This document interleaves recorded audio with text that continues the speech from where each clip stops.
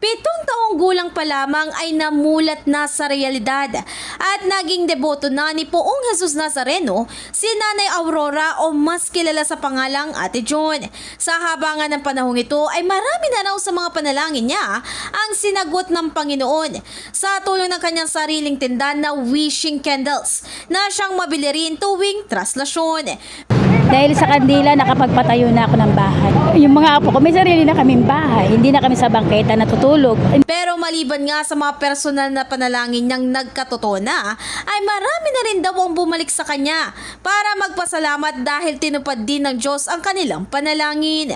Din yung hindi pa nagbubuntis, 50 years old na, nagbuntis siya. Pero maliban kay Ate John, ay may kwento rin ng kanyang answered prayer si Nanay Jocelyn na siyang nagtitinda ng mga imahe ni Poong Nazareno at namamanata rin dito ng matagal na.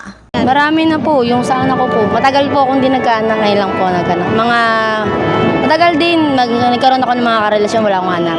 Ngunit bagamat nakuha na ng ilan tulad din ng Ate John at Nanay Jocelyn, ang ilan nilang mga panalangin ay umaasa naman si Nanay Leonora na mapapakinggan ng Poong Nazareno ang kanyang hiling. Amaro Nazareno, sana po ay hindi po naghihirap ang buhay natin dito sa mundo. Habang nandiyan po siya, kailangan po maging malakas tayo ng loob para sa Kanya. Ang Panginoon, di tayo pababayaan, kaya po ako, umaasa po ako sa Kanya. Kaya malakas ang kapit ko po sa Kanya. Dagdag pa niya, umaasa rin siya na tutulong ang pagdiriwang na ito upang magkaroon siya ng sapat na pera para makabili ng gamot sa kanyang iniindang pilay sa paa.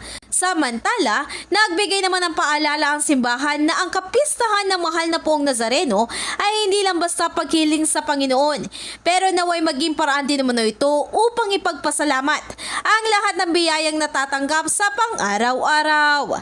In the heart of changing lives, ito si Brigada Ann Cortaz ng 105.1 Brigada News FM Manila, The Music News Authority.